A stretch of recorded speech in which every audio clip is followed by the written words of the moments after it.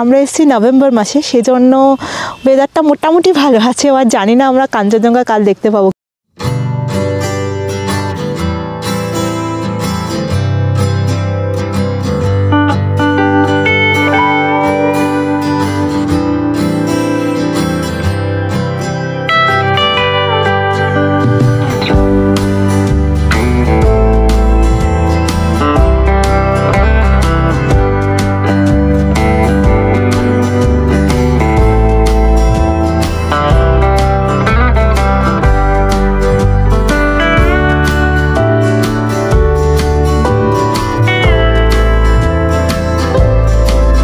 তবে নভেম্বর অবশ্যই পাহাড়ে ঘুরতে আসার ভালো সিজন, কিন্তু ঠান্ডাটাও বেশ ভালো আছে। তো অবভিয়াসলি শীতের জামা কাপড় সব কিছু নিয়েই আসবে।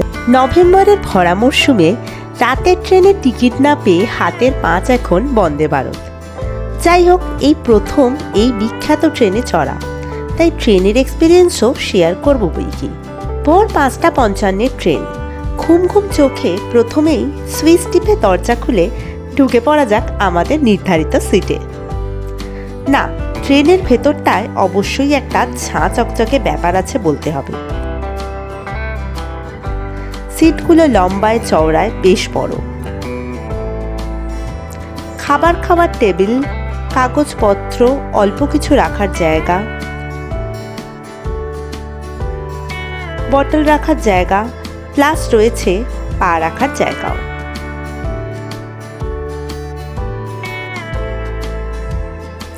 আর মালপত্র রাখার জায়গার নিচে রয়েছে এরকম লাইট।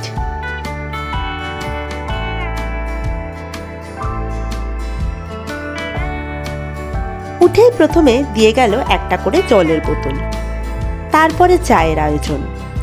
এরকম গরম জল, চায়ের কিট আর বিস্কিট।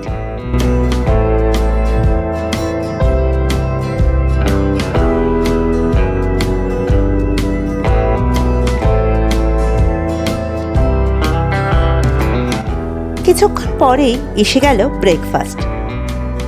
এতে ছিল ব্রেড, দেন এটা নন ভেজ বলে ওমলেট আর সটেড ভেজিস, মানে ওই আলু, গাজর, কড়াইশুঁটি ভাজা টাইপস।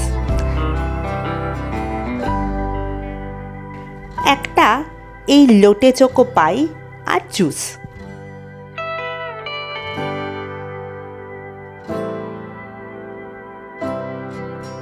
সাথে নুন, মরিচ, হ্যান্ড স্যানিটাইজার, চামচ এইসবও ছিল। এবারে ভেজে কি দিয়েছিল দেখে নি। ব্রেড, জুস, লোটে চোকো পাই এগুলো কমন, আর ওমলেটের বদলে ছিল ইডলি। তবে যারা ভেজ নেবেন, ইডলির বদলে বললে ওরা ভেজ চপ আর সটেড ভেজিসও দিয়ে দেবে।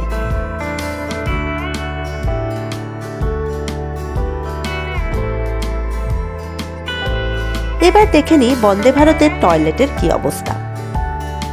এই যে টয়লেট, ঠিকঠাকই পরিষ্কার। সোপ, হাত শুকোবার মেশিন নিয়ে মোটামুটি ভালোই বলা যায়। ট্রেন মোটামুটি ভালোই স্পিডে ছুটে চলেছে।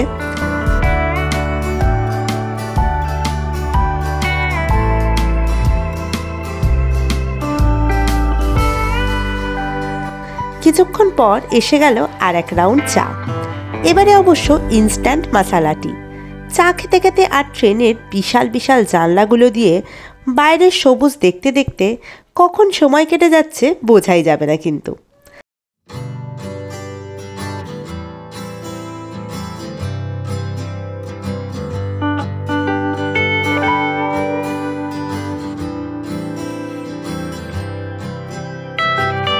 জানলাতে রয়েছে এরকম একটা শিল টাইপের, অন্ধকার করতে চাইলে করতে পারা যাবে। ওপরে লাগেজেরও কিন্তু রয়েছে এনাফ স্পেস। আমাদের টিকিট কিন্তু ছিল সিসিতে, ভাড়া মোটামুটি 1500-র আশেপাশে। তবে এক্সিকিউটিভ ক্লাসের ভাড়া প্রায় ডবল। চেয়ারগুলো রিভলভিং আর একটু বেশি কমফোর্টেবল, আর খাবারের আইটেমও একটু বেশি। এসে গেছে লাঞ্চ। খুলি এবার একে একে। এই যে ভাত, এটা ডাল,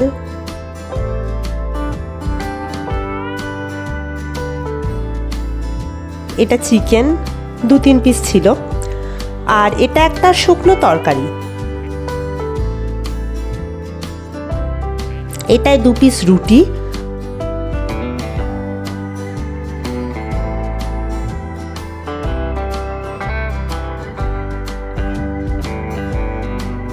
আর এটাই মিষ্টি দই।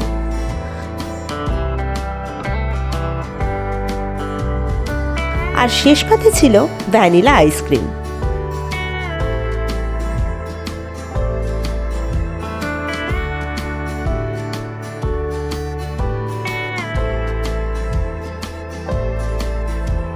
সব মিলিয়ে খাবার দাবার ঠিকঠাকই ছিল, ট্রেনের খাবারের অপেক্ষায়। আমার বাচ্চাও ইভেন এখান থেকে খাবার খেয়েছে, কোনো অসুবিধা হয়নি। আর এর সাথে দেখিয়ে দিই ফেরার সময় বন্দে ভারতের মেনু। একটা খাস্তা কচুরি, চিড়ে ভাজা, সোনপাপড়ি আর চা ছিল স্ন্যাক্সে। আর ডিনারটা আগের দিনের লাঞ্চের মতো একদম সেম। তবে বন্দে ভারত টাইমের 5 মিনিট আগেই পৌঁছে দিল আমাদের এনজেপি স্টেশনে।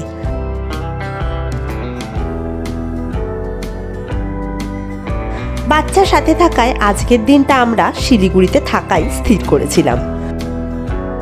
ছিলাম কসমস মলের কাছেই এই হোটেল সাগর রেসিডেন্সিতে। হোটেল বেশ ছিমছাম, 2500 টাকা মতো ভাড়া।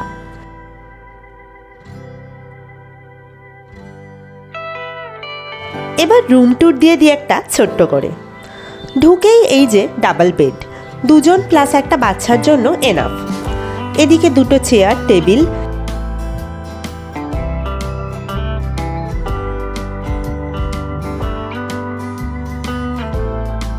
এদিকে টিকিট, জলের বোতল,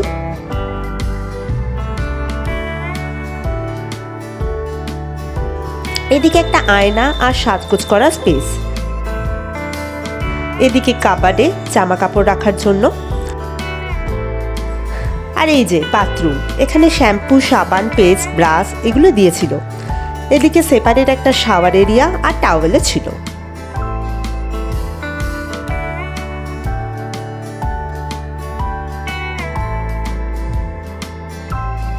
সন্ধ্যাবেলা আমরা একটু ঘুরতে বেরিয়ে পড়লাম একদম ওয়াকিং ডিস্টেন্সের কসমস মলে। এই মলটা যথেষ্ট বড়, আর যা দেখলাম মোটামুটি সব ব্র্যান্ডেরই দোকান এখানে রয়েছে।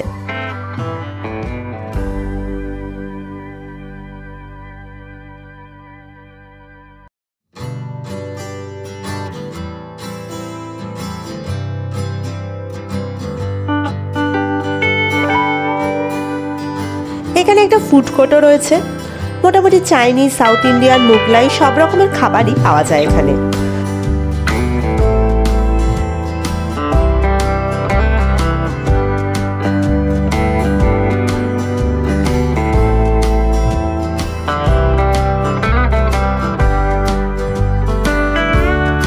দেন আমরা ঢু মারলাম এই মলের মধ্যেই মিত্র ক্যাফেতে।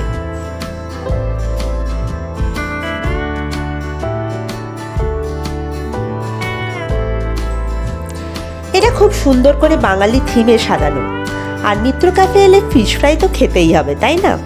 একটা ফিশ ফ্রাই আর একটা স্যুপ জাস্ট নিলাম, টেস্ট মোটামুটি লাগলো। আমাদের দার্জিলিং ট্রিপের ডে 2 আজ আমরা মিরিকের সাইড দিয়ে গিয়ে কিছু সাইট সিন করে পৌঁছবো আমাদের আজকের হোমস্টেতে।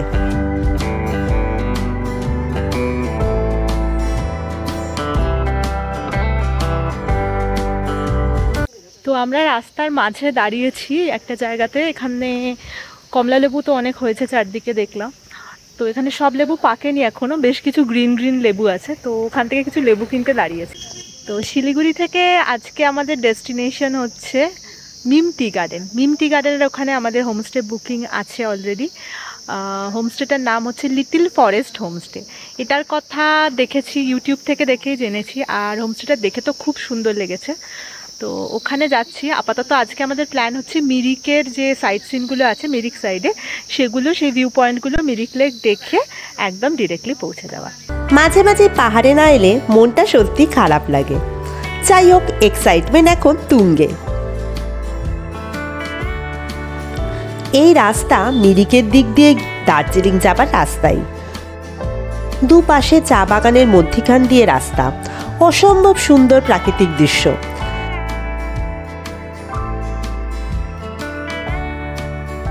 এখানকার প্রথম পয়েন্ট রাস্তার একদম ওপরেই টিংলিং ভিউ পয়েন্ট।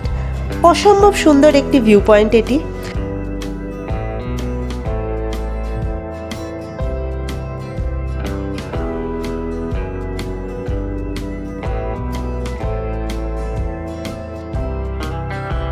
তো ফাইনালি আমরা আজকে আমাদের ফার্স্ট ভিউ পয়েন্টে এসে গেছি। তো এটার নাম হচ্ছে টিংলিং ভিউ পয়েন্ট। মানে ভীষণ সুন্দর ভিউ পয়েন্টটা। এখান থেকে সম্ভবত সকালে মানে একদম ভোরবেলা এলে কাঞ্চনজঙ্ঘা দেখা যায়। তো এখন একটু মেঘটে গেছে, তো কাঞ্চনজঙ্ঘা দেখা যাচ্ছে না, কিন্তু নিচে চা বাগানের একটা খুব সুন্দর ভিউ আছে। আর চা বাগানের মধ্যেখান দিয়ে রাস্তাটা, যেটা দিয়ে আমরা উঠে এলাম, পুরো আঁকাবাঁকা রাস্তা। তো ভীষণ সুন্দর লাগছে এই জায়গাটাতে এসে। আর নিচে গরম ছিল শিলিগুড়িতে রীতিমতো, এখানে একটা ঠান্ডা ঠান্ডা হাওয়া দিচ্ছে, যদিও ভীষণ ঠান্ডা নয়, বাট আর রোদ উঠেছে আকাশে, তো আবহাওয়া বেশ পরিষ্কার। তো সব মিলিয়ে বেশ ভালো লাগছে আমাদের এখানে। মানে এই জায়গাটা এই একদম রুটের ওপরই, তো মিস করার তো কোনো মানেই হয় না। আর এদিকে একটা আই লাভ মিরিকের এরকম সুন্দর মতো একটা স্ট্যাচুও বানানো আছে, যেটা আজকাল তো খুবই সব কিছুরই এরকম একটা আই লাভ করে স্ট্যাচু বানানো থাকে। তো এখানে ফটো সেশনের জন্য খুব ভালো। আর এই জায়গাটা তো মানে ভীষণই সুন্দর, এত ভালো লাগছে। দূরে পাইন গাছ, নিচে চা গাছের বাগান, আর তার মাঝে দিয়ে এরকম সুন্দর রাস্তা।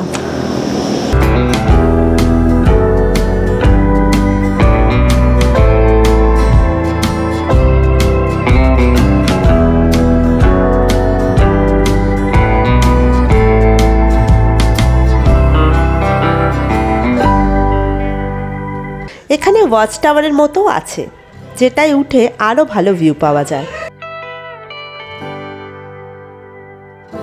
আর পাশে দু একটা খাবারের জায়গাও আছে। তো টিংলিং ভিউ পয়েন্টের সামনে হচ্ছে একটা রেস্টুরেন্ট মতো আছে, তো ওইখানটাতে আমরা এসেছি আপাতত চা ম্যাগি এরকম ছুটকো ছাটকা খাবার খেতে। ব্রেকফাস্টটা খুব একটা ভালো করে করা হয়নি আজকে। তো এই যে এখানে আবার একটা এরকম টয় ট্রেন টাইপের রেস্টুরেন্ট আছে, মানে বসার জায়গাটা টয় ট্রেনের মতো। দেখি একটু ঢোকা যায় কিনা।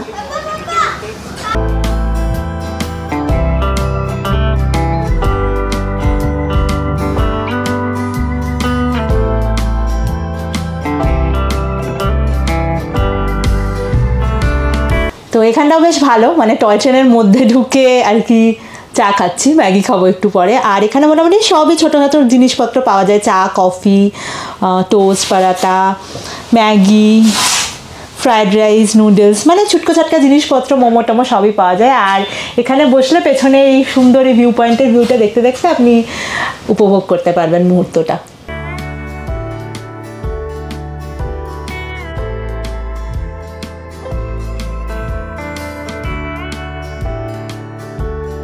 আর ওখান থেকে আমরা একটা আনারসেরও প্লেট নিয়ে নিয়েছি, এটা নিল হচ্ছে 50 টাকা। এখানে বেশ কিছুটা টাইম কাটিয়ে চললাম মিরিক লেকের উদ্দেশ্যে।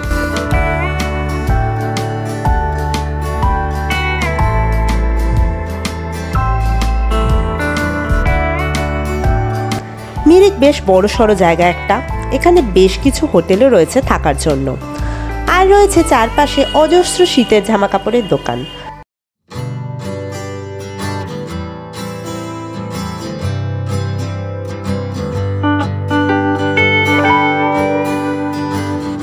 এরম একটা দোকান থেকে নিয়ে নিলাম আজকের লাঞ্চ, থালি আর থুপকা। পাহাড়ে এলে এখানকার খাবারগুলো খাওয়া আমাদের চাই। আমরা বরাবরই পাহাড়ি ম্যাগি, থুপকা, মোমো এগুলোর বড় ফ্যান।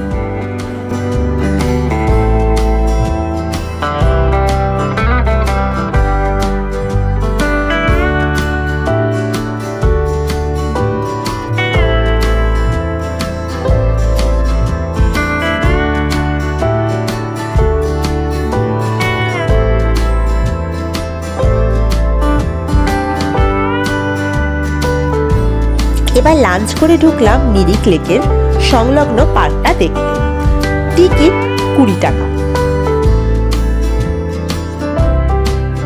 শীতের শুরুতে চারপাশ ভরে রয়েছে নানা রকম ফুল।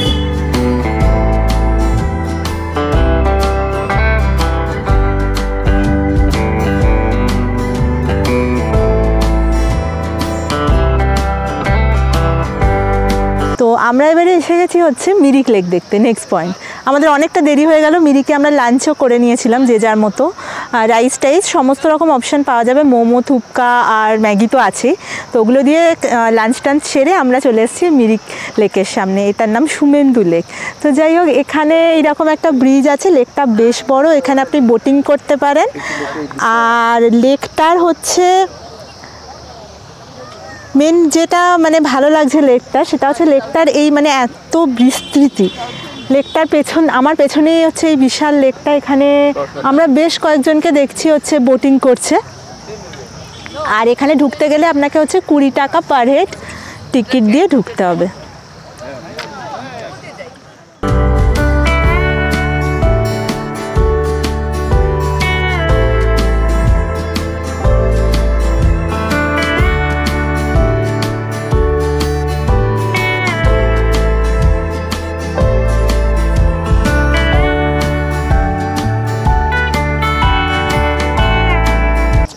তো ওই যে দূরে হচ্ছে আই লাভ মিরিকের একটা স্ট্যাচু আছে, মানে এই ব্রিজটা দিয়ে গিয়ে ওখানে গিয়ে আপনারা ছবি তুলতে পারেন, ফটো সেশন করতে পারেন। এই জায়গাটা মানে মোটামুটি ফটোর জন্যই বানানো, এখানে সুন্দর চারপাশে গাছপালা দিয়ে সাজানো আছে। এখন শীতকাল বলে গাঁদা ফুল ফুটেছে প্রচুর, আরও নানা রকম কালারফুল ফুল আছে যেগুলো বেশ ভালো লাগছে। আর সাথে বোটিং প্লাস হর্স রাইডিং এগুলোও রয়েছে, বাচ্চারা বা বড়রা চাইলে অবশ্যই করতে পারেন। আপাতত আমরা এগুলো কিছুই করছি না। তো এই লেকটাকেই দেখছি সুন্দরভাবে, বিকেল প্রায় হয়ে এসছে, 3টে মতো বাজে। তো রোদটা এদিকে ঢলে গেছে, সকালের দিকে আসার চেষ্টা করবেন, সকালের দিকে এলে আরও সুন্দর ভিউ পাওয়া যাবে এখানে অবশ্যই।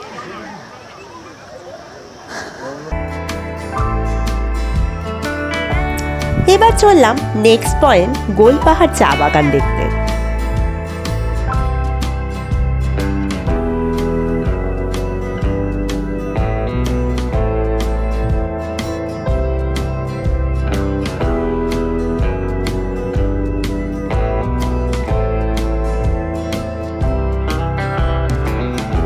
বিকেল প্রায় হয়ে এসছে, পরন্ত সূর্যের আলোয় দুপাশে চা বাগানের মধ্যে দিয়ে আমাদের এগিয়ে চলা।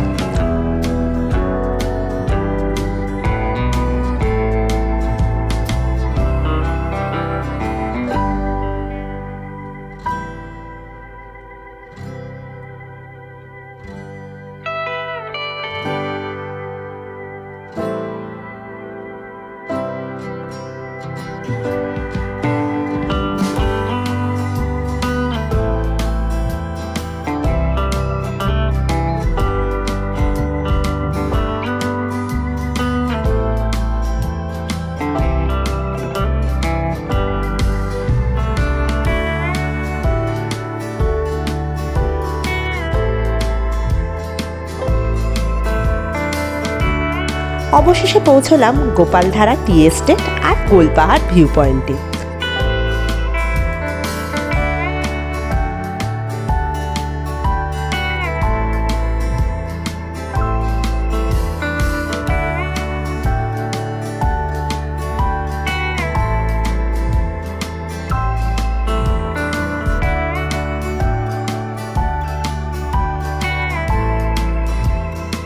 তো এবারে নেক্সট যেটা পয়েন্টে এসেছি গোপালধারা চা বাগান, ওটা দেখতে, ওটা ভীষণ সুন্দর। এই ভিউ পয়েন্টটার নাম হচ্ছে গোলপাহাড় ভিউ পয়েন্ট বলে। আর এতটাই মানে সুন্দর যে দুপাশে, আর পাহাড়গুলো গোল গোল গোল গোল, অবভিয়াসলি গোল পাহাড় নাম ওই জন্য। তো পাহাড়গুলো গোল গোল গোল গোল, আর তার মধ্যে প্রত্যেকটা ছোটো ছোটো গোল পাহাড়ের মধ্যে চা বাগান আছে। তো এত সুন্দর এখানে ভিউটা, এখানে ছবি টবি তোলার জন্য খুব সুন্দর জায়গাটা।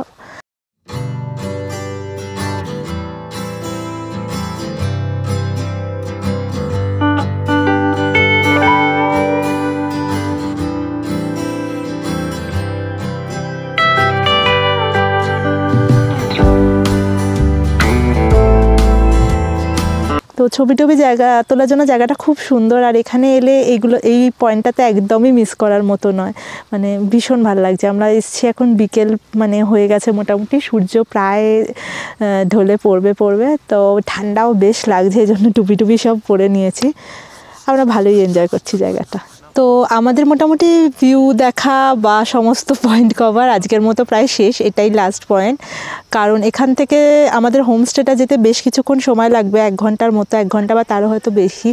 আর রাস্তাটাও বেশ খারাপই আছে, তো দ্যাটস ওয়াই আমরা আর বাকি পয়েন্টগুলো দেখতে পেলাম না। স্পেশালি নেপালের পয়েন্টগুলো যাওয়ার ইচ্ছা ছিল, মানে নেপাল নয়, অবভিয়াসলি নেপালের বর্ডার যেটা পশুপতিনগর, ওখানে যাওয়ার ইচ্ছা ছিল, কিন্তু ওটা আর আমরা কভার করতে পারলাম না টাইমের অভাবে, কারণ বেরোতে বেরোতে আমাদের 11টা বেজে গেছিলো। তো মিরিকটা কভার করতে হলে অবভিয়াসলি এতগুলো পয়েন্ট আছে, সুন্দর সুন্দর পয়েন্ট, বাট সব পয়েন্টগুলোই ম্যাক্সিমাম পয়েন্টগুলোই রাস্তার ওপরে, খুব যে বেশি কিছু ডাইভারশন নিতে হচ্ছে এরকম না। তো আপনারা অবভিয়াসলি চেষ্টা করবেন একটু তাড়াতাড়ি বেরোতে। দার্জিলিং থেকে যদি কভার করেন তাহলেও, আর বা শিলিগুড়ি থেকে করলেও। আমাদের এটা ভুল হয়েছিল অনেকটা লেটের বেরোনো, তবে অবশ্যই বাচ্চা আছে সঙ্গে, তো একটু লেট হয়েই যায়।